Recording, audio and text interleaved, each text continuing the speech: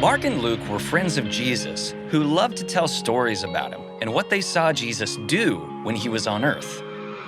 One story they both tell is about a time when Jesus was sitting in the temple watching people put money in the offering box.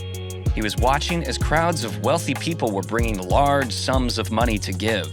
They dropped off any extra treasure they had laying around. But then, a widow, who was poor and didn't have much, walked up to the box. She pulled 2 small coins out of her pocket. These coins weren't symbols of wealth. They were the smallest currency available, called mites. They were like pennies. It was all she had, and she gladly put it all into the offering. Jesus jumps up and says, "Did you see that?" His disciples gathered around.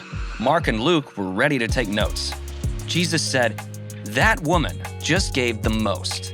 Somebody was probably like, "But it was only 2 small coins. Didn't you see that wheelbarrow of cash that the last guy brought?" And Jesus says, "Can't you see? She gave everything she had.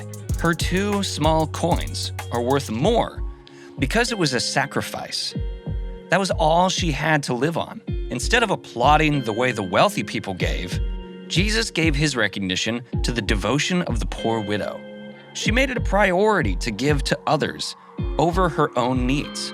It might seem upside down, but that's how God's economy works. Just like Jesus saw the widow's heart, God sees your heart when you give.